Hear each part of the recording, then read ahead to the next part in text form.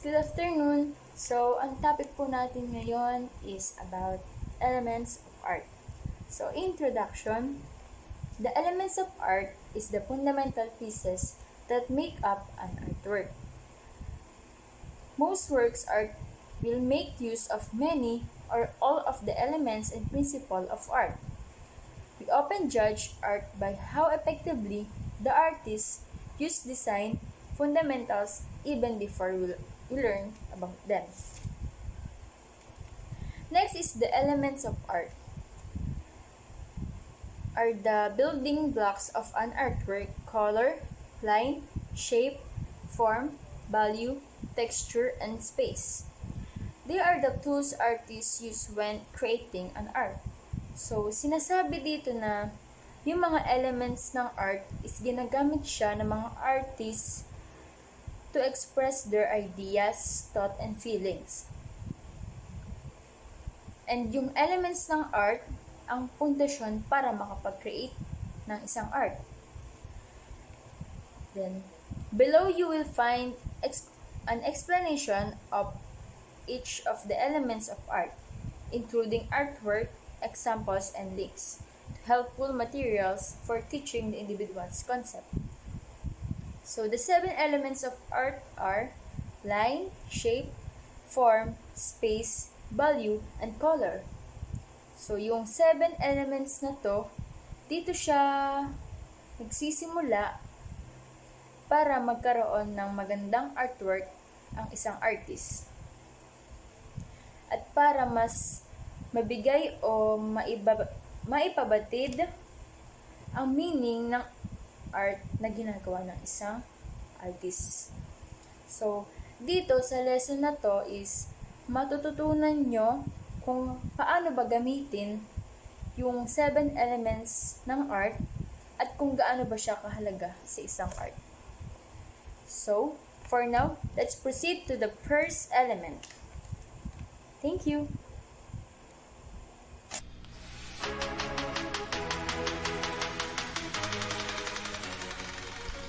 Hello, good day everyone. Today I am assigned to report the elements of point. So first, let's have some trivia.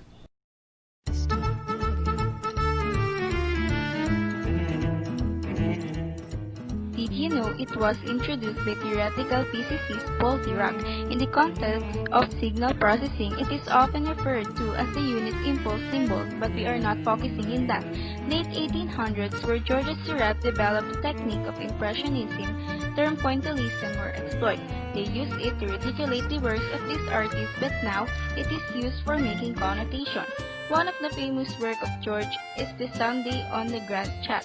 He is pioneer in pointillism, wherein tiny dots are applied to the canvas, and which was being later on discovered. Also, with the help of Paul Signac, the BFF of Georges, they implemented the pointillism. Therefore, George Seurat is the father of pointillism. Now, you know.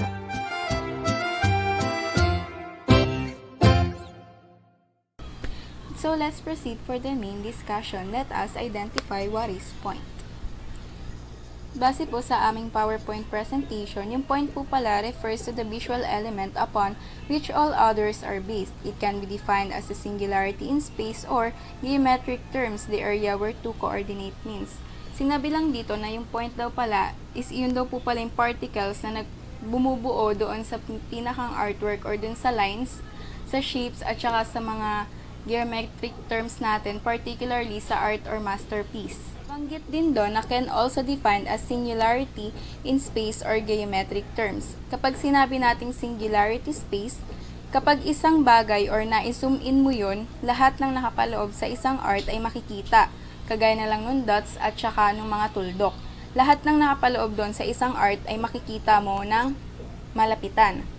Patunay na dito yung dots or tuldok. Ano nga ba yung dots? Yung dots, yun yung maliliit na particles na bumubuo sa isang linya o hugis or para makabuo ka ng isang linya or hugis. Sa geometric terms naman, sa kahit na anong hugis, mapapreform man o dikit-dikit na hugis, makikita mo pa rin yung point sa papaanong paraan kapag tiningnan mo ng malapitan. Example na dito yung malayang paggawa ng sining. wherein an artist himself expresses his interest and art through making an art. So when an artist marks a simple point on the surface, also referred to the ground, they immediately create a figure-ground relationship. That is, they divide the work between its surface and anything added to it. Ano nga ba yung tinatawag nating figure-ground relationship? Sabi sa aking research, ito daw yung recognizing the object shown or detailed. Kumbaga, meron kang particular na maniobra. Hindi lang kapag sinabi na mag-drawing ka ng bilog, yung bilog lang mismo yung idodrawing mo. Dito, magdodrawing ka ng mukha ng tao na kung saan lahat ng parte ng mukha is nandun or naka-include dun. Dots or points working together can form an endless variety of arrangement and complexity, then can become lines and curves. Sabi dito, yung dots or points, kumbaga wala kang makikitang colorless space dun sa pinakang maniobra or art. Lahat ng sulok mayroong point or dots. Kumbaga sa pimple, kapag ka meron dito, meron din dito, meron din dito. Kumbaga tatadtarin ka talaga ng point or dots. Next, they can form complex shapes, patterns, textures, and any other structure imaginable. Dots in combination can even imply direction and movement, bringing us to lines. In addition, nakakagawa ang isang artist ng masterpiece consisting of dots. One of the best example of this point art is pointillism. Pointillism simply refer to as a technique of painting in which small distinct dots of colors are applied in patterns to form an image. So may pattern pala, hindi lang basta na nag-dot, dot, dot ka. Kumbaga meron din palang pattern na isang linya papunta sa mata, isang linya papunta sa bibig, kung ano man yung maniobrang gagawin mo. One of the famous artwork or pointillism of Georges Seurat is the Sunday afternoon on the island of La Grande Chat. So then, lastly, Georges Seurat and Paul Sigrac developed it, or the pointillism, in late 1800s. That's it. That is the element of point. So do you have any questions? So kung wala na kayong tanong, pwede na tayo mag-proceed sa ating next element. Next reporter. Ooh.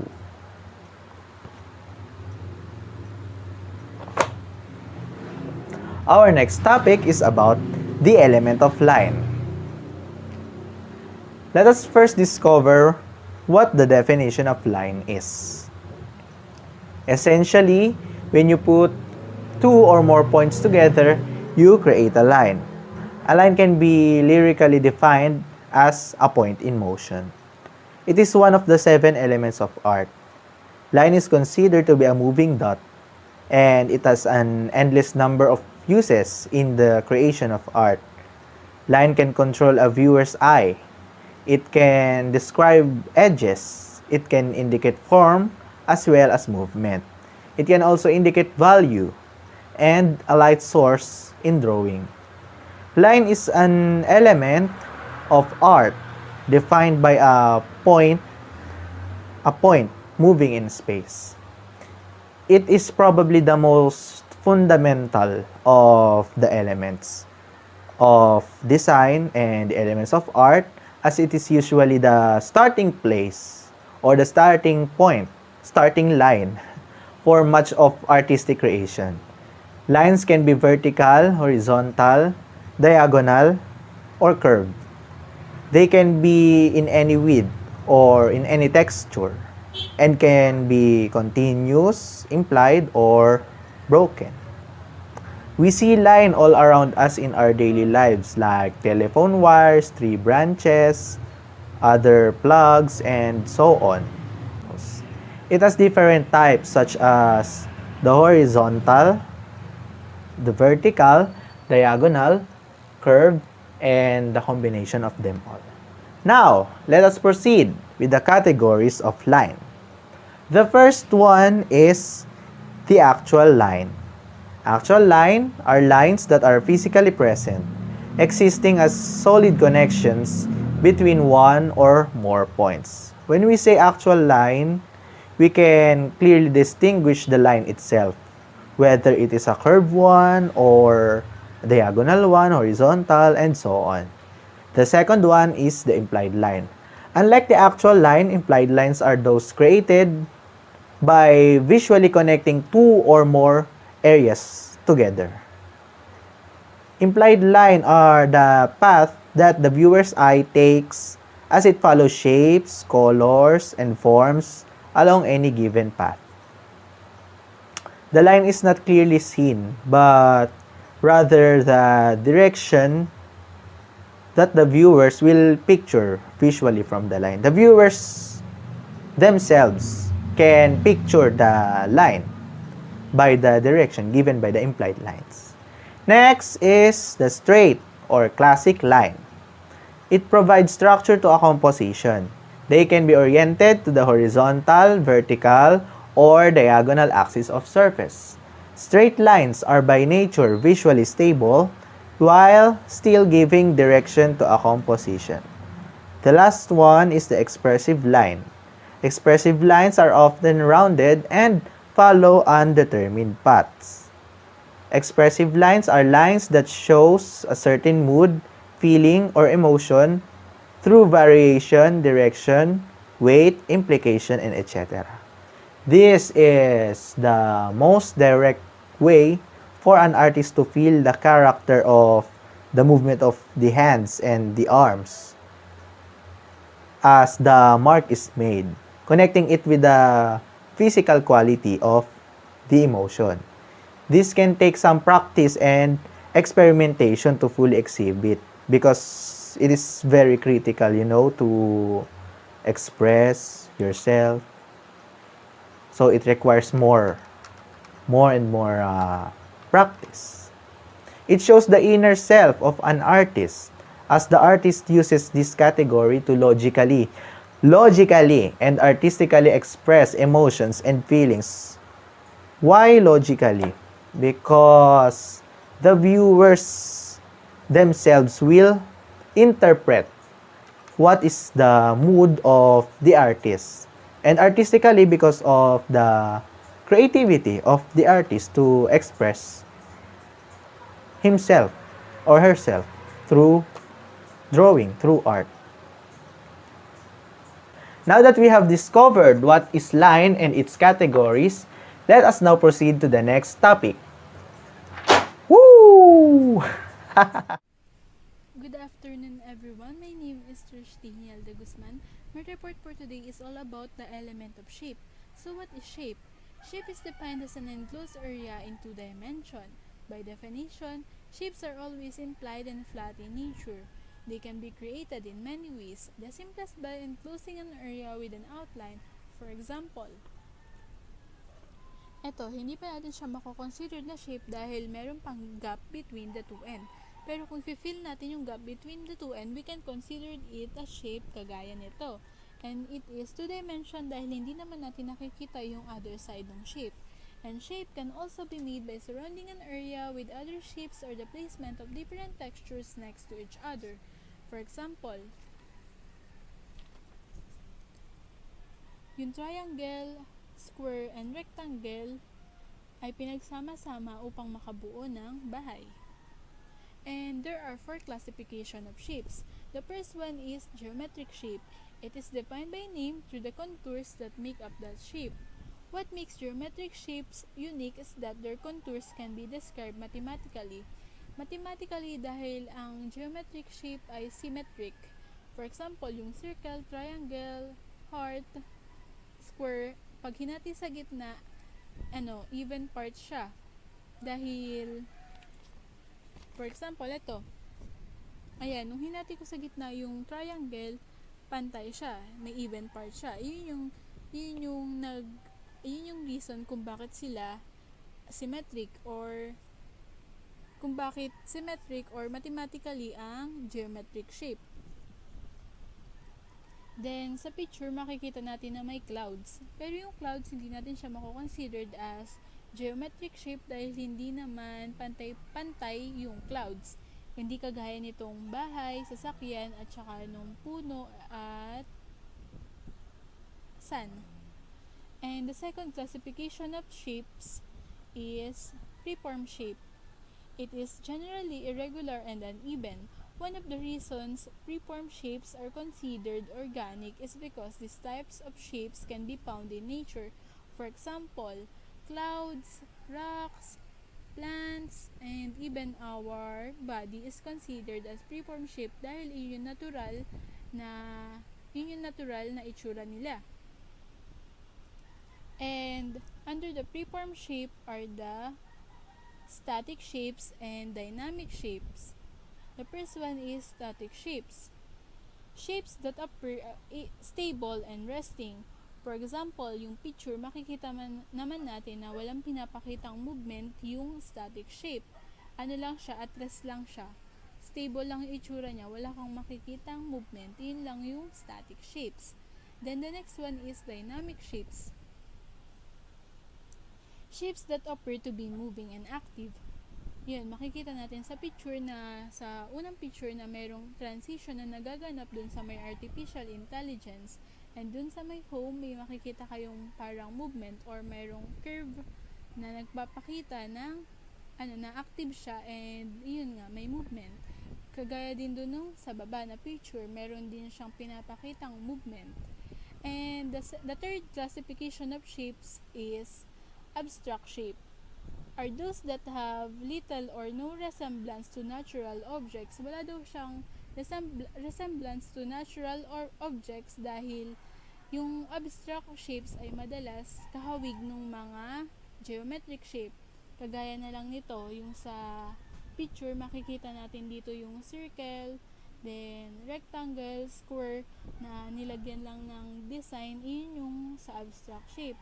Na yung geometric shape parang nadadagdagan lang yung itsura niya or parang mas ine-enhance para maging design kasi mostly yung abstract shapes ay ginagamit pang design. Then, the last classification of shapes is non-objective or biomorphic shapes. Seldom have reference to recognizable object but most often show a similarity to some organic forms.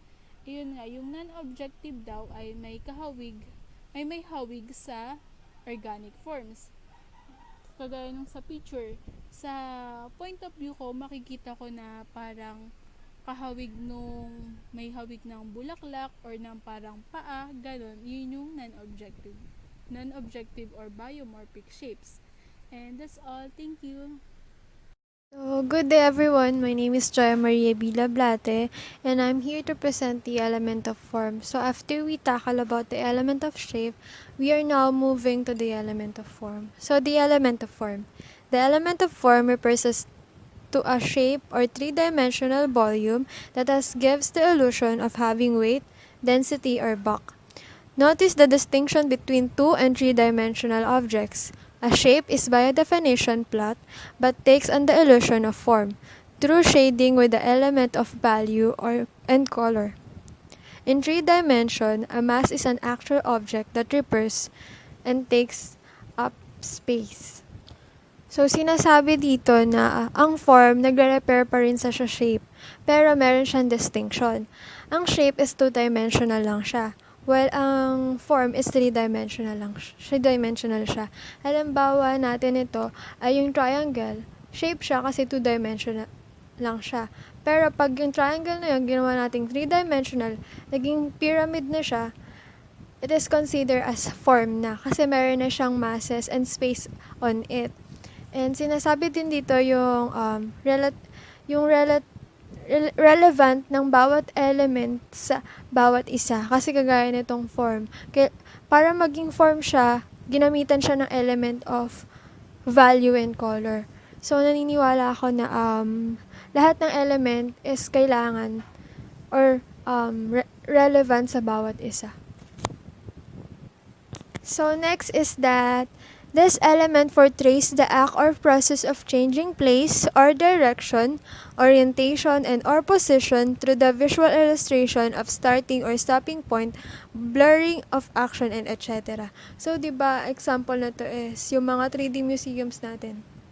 Diba, to make it more realistic, kumukuha tayo ng anggulo dun sa 3D museum na mas magiging maganda siya at mas magiging realistic siya sa picture. So, yun yung pinoportray ng element of form to make it more realistic for us na parang gumagalaw to, na parang nag-change yung position. So, yun yung pinoportray ng element of form. So, next is, focus is the physical volume of shape and the space that is occupies. Form can be representational or abstract. So, pwede daw maging representational or abstract ang form. So, halimbawa nito is yung Lady Justice na nakikita niyo sa picture. Representational siya. Kasi may nire-represent siya. Hindi kagaya sa abstract na yung mga artists are freestyle. So, iba yung point of view ko na gumawa sa point of view mo na titingin. So, ang nakakaalam lang nung mismong hidden meaning nung abstract na yun is ako na gumawa. Pero, meron ka pa ring perspective na iba. Hindi kagaya sa representational, ang idea ko at idea mo ay iisa lang kasi representational na siya. Nare-represent na niya yung mismong meaning ng isang artwork. Form generally refers to sculpture, 3D design, and architecture, but may also relate to illusion of 3D or 2D surface. So, yung mga example nga nito is yung mga 3D painting, 3D museum, sculpture, and marami pang iba. So, it is also the external appearance of clearly defined area. It is the visual shape of an object or thing found in the nature. So, eto nga, sinasabi nga na ang form is clearly defined nga daw. Gagaya na lang ng lion sa picture. Di ba pag nakikita natin siya, we are clearly defined na yung lion is gusto mag-escape sa frame, or pag mas pinalalim pa natin is yung lion is gustong mag-escape sa natural habitat niya. So, nagiging more realistic siya kasi may shadowing siya, ginagamit yung element ng value and color, and at the same time, ginagamit kasi yung element of form. So, ayun. So, next is the function of form. Form are used to describe simple objects and determine the structure of these objects. For mechanical purposes, forms show masses that are solid and have volume and three-dimensional. It gives meaning and simplest idea.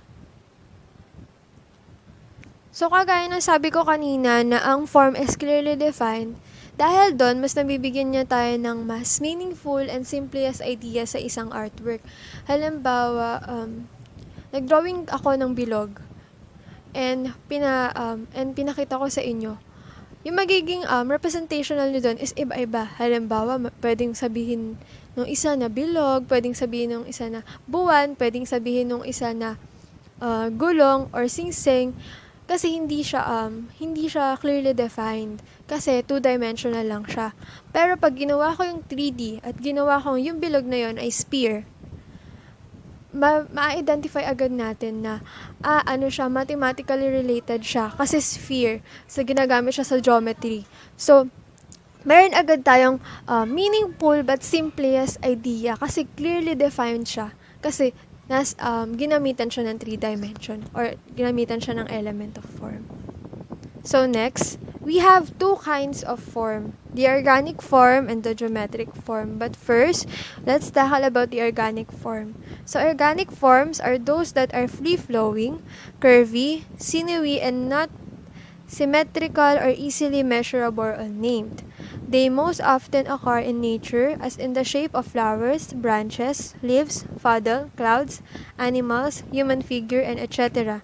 But can also be found in the bold, fanciful buildings of Spanish by architect Antoni Gaudí 1852 to 1926, as well as in many sculptures.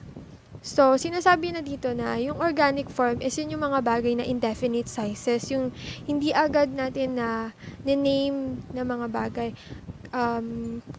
Example na to is yung abstract na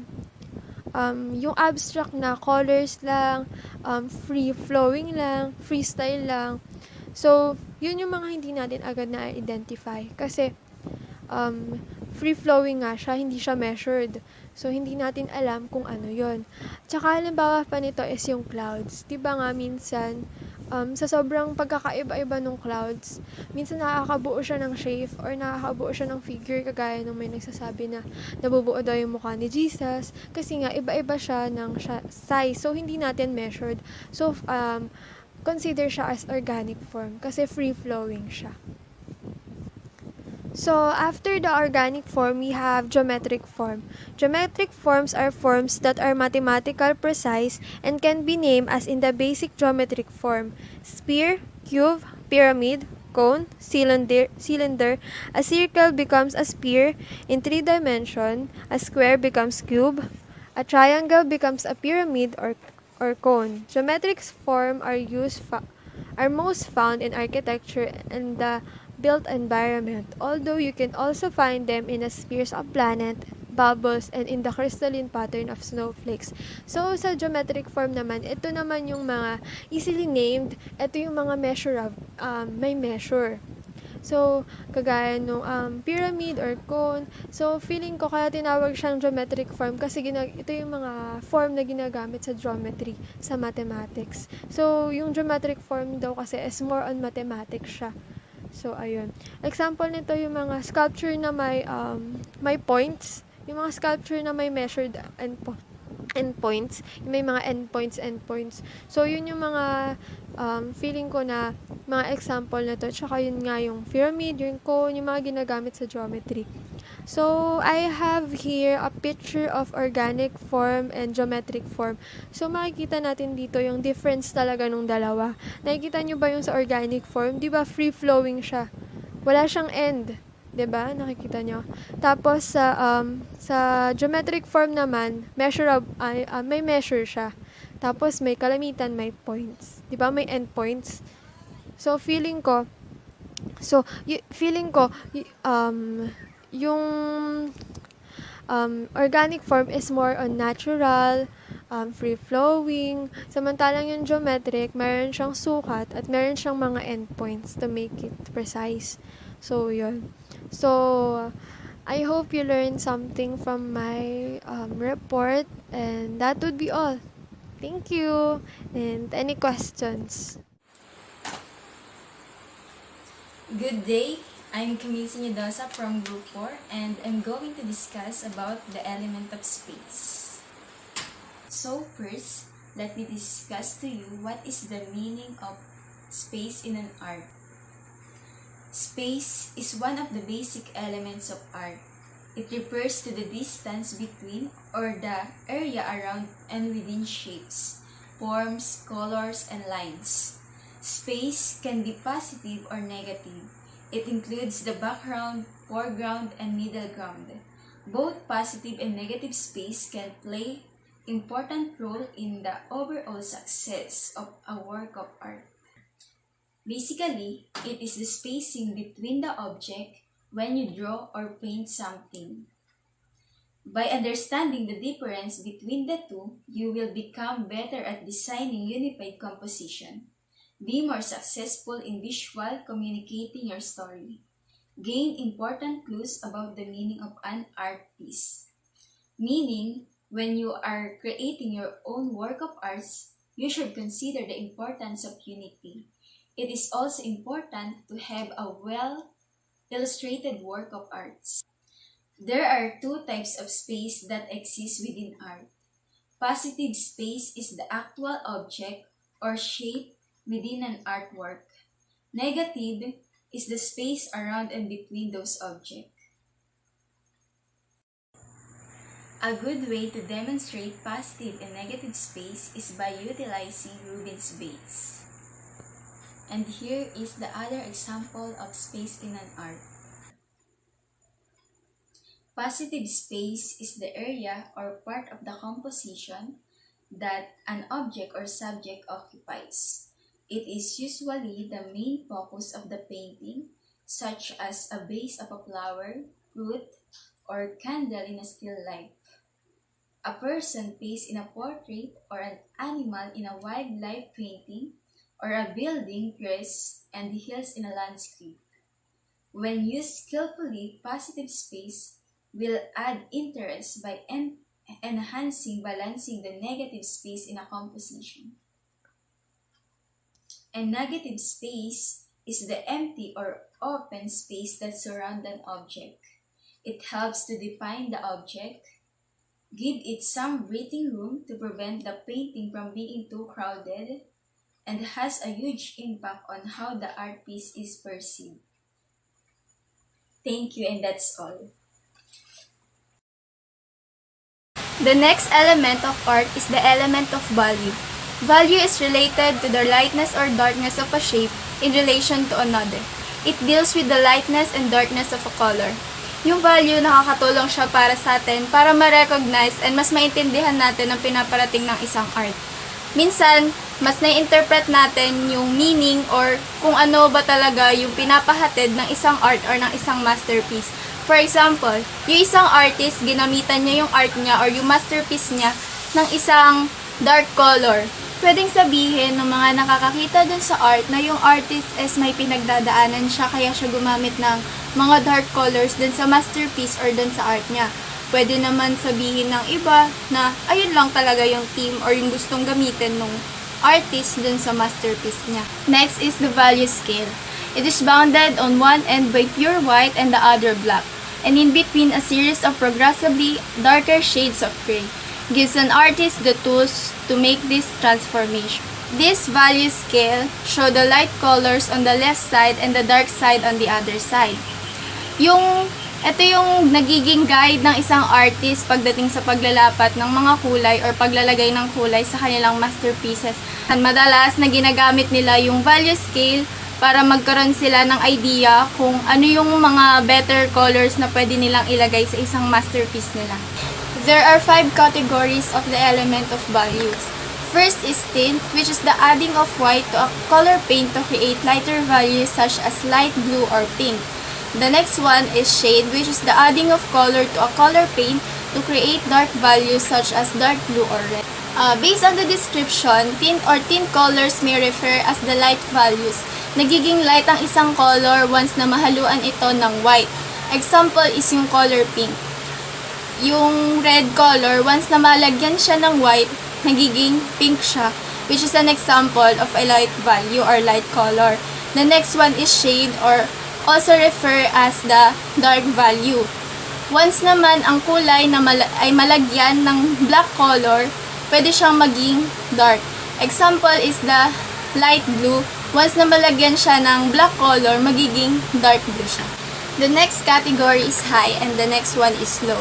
Any art or any picture that has light value can refer as high or high art, while any art or picture that contains dark values can refer as low or low art. The last category is value contrast. Dito, makikita natin na sa isang masterpiece or sa isang art ay may blending ng light color and dark color na ginamit ng isang artist. In addition lang tong tone na dinagdag ko, which is na-search ko lang, na nagre-refer siya or it is a general term to describe the lightness or darkness of a basic color. Artists use light and dark colors to convey a mood or an emotion.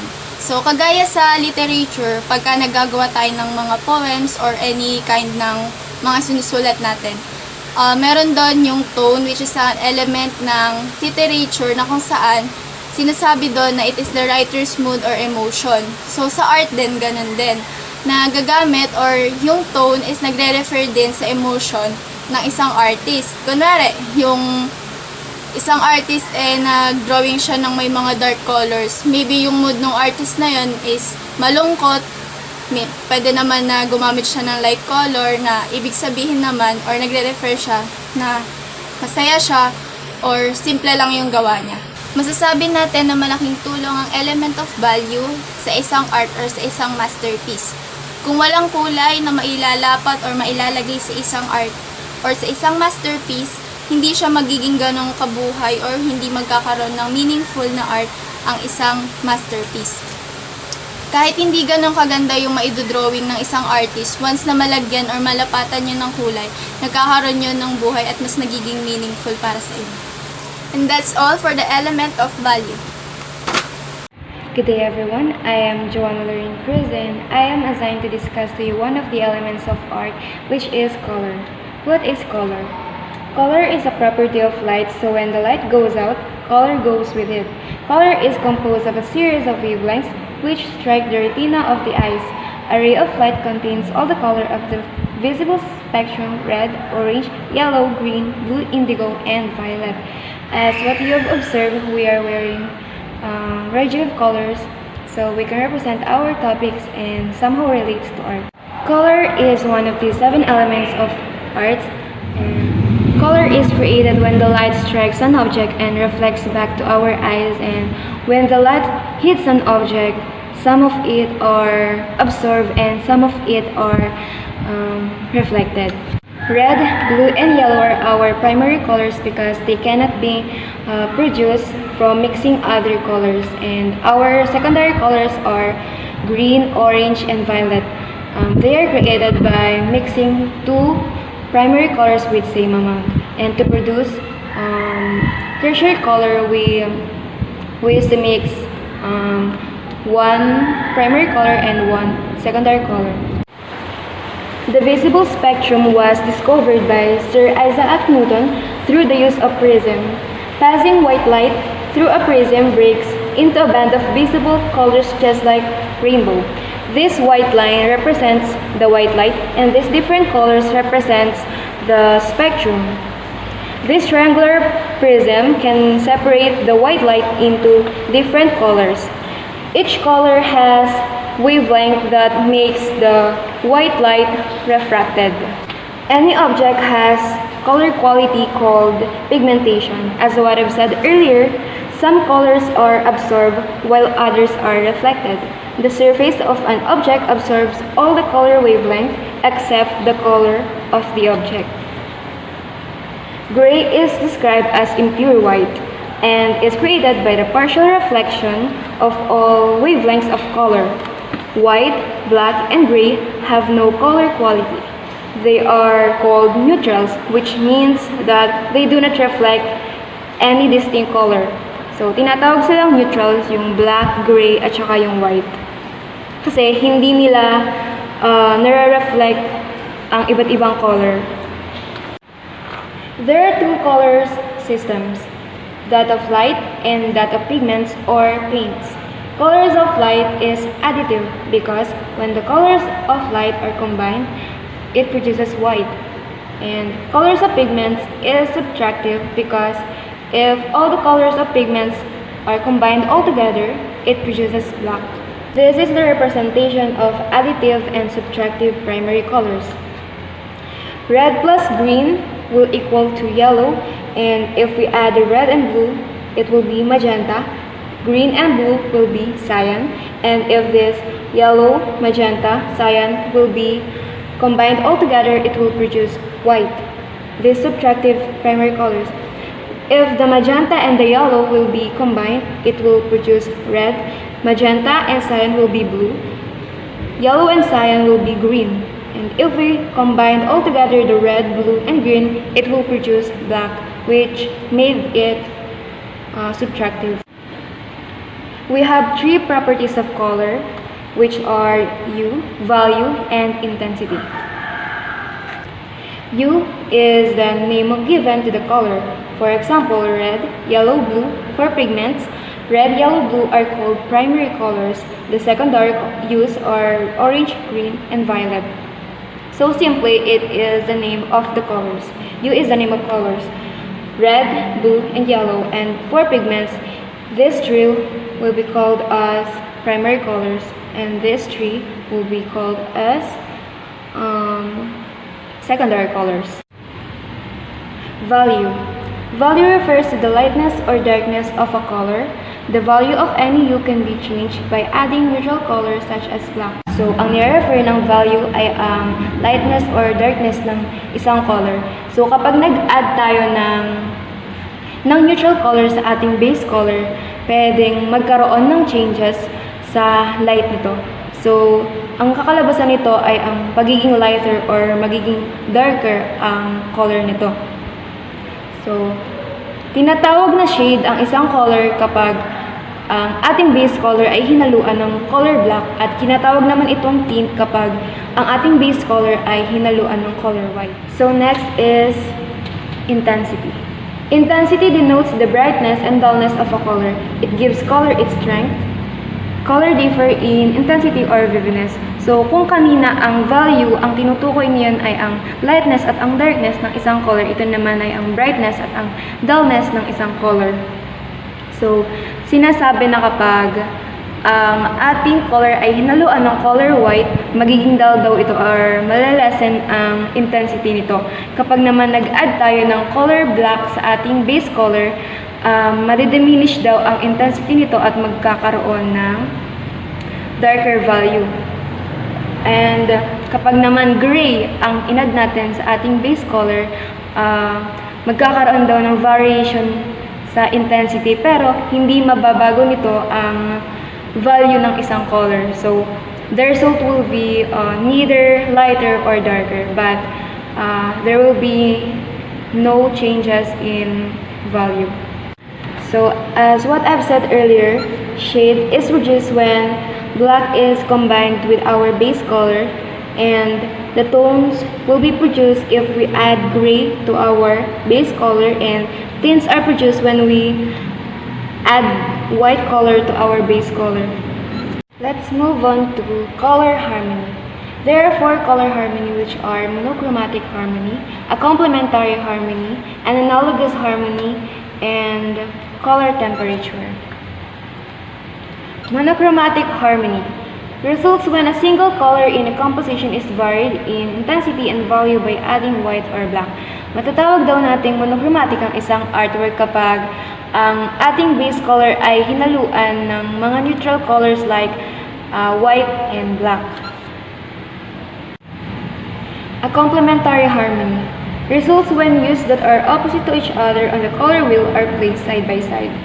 So, matatawag nating may complementary harmony ang isang artwork kapag ang ginamit nating color sa isang composition ay ang mga color na nagko-complement sa isa't isa, kagaya na lamang ng yellow at purple. Ang placement nila sa color wheel ay opposite, kaya matatawag natin silang complementary, kagaya na lamang ng green, tsaka red, blue, at tsaka orange. They complement each other because they contrast each other's brightness. An analogous harmony results when hues that are next to each other on a color wheel is used in composition. For example, red, red-orange, and orange are analogous colors. So, matatawag daw nating may analogous harmony ang ating artwork kapag ang ginamit nating color sa composition ay ang mga magkakatabing colors sa color wheel. Next is cool temperature. Refers to the relative warmth or coolness of a color. Warm colors are colors that have yellow as its dominant component, while the cool colors have blue as their dominant component. Madali nating madidistinguish ang mga color na nabibilang sa warm or kaya cool dahil ang warm ay dominated by yellow at ang cool naman ay dominated by blue. That's all. Thank you.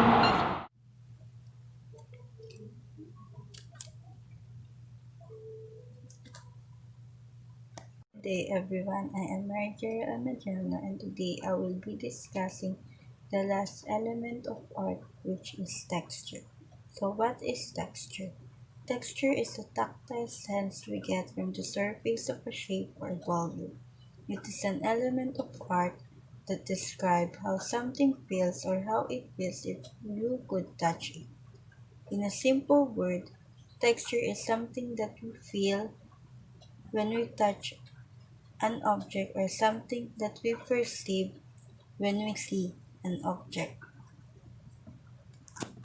Examples of texture. Texture could be smooth, rough, velvety, bumpy, scratchy, prickly, and fuzzy. 2 forms of texture: actual and visual. Actual, the real surface qualities that we perceive by running a hand over an object. Visual, an implied sense of texture created by the artist through the manipulation of their materials. So, actual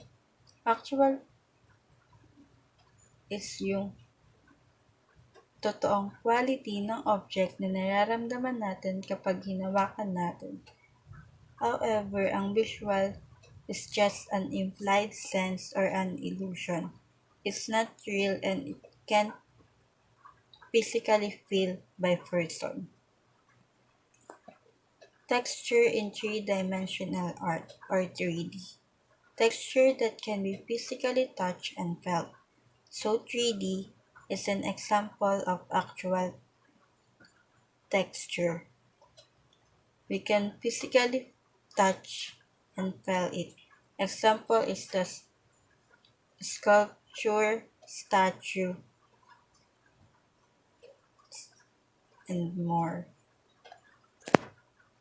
Texture in two-dimensional art or 2D, also called visual texture, and is the illusion of how an object feels if could be physically touched. So, ang 3D is kaya natin siyang hawakan or maramdaman physically. Pero ang 2D is example siya ng visual texture or implied texture. Hindi siya kayang maramdaman physically. For example is yung paintings ni Vincent van Gogh, yung Starry Night. Categories of texture. Real texture that can both feel and see. A texture that actually exists, and a texture that a person can actually feel. Just like the picture, flower, and yung isang part ng tree. However, implied texture is just created to look like the real object on a flat surface. A texture that looks like you could feel it, but in fact, flat to the touch. Just like the picture on the left is just a painting, however, on the right it is the real object. Implied texture is just like an imitation of a real object. In creating real texture, artists can use materials that already have texture or can apply materials to the surface of their artwork. For example, in the painting Starry Night of Vincent van Gogh, he applies his paint very thickly onto the canvas. This creates a more textured three-dimensional look, and this technique is called impasto. The second technique in creating real texture is called lapise, in which artists use tools to hammer texture into a metal surface.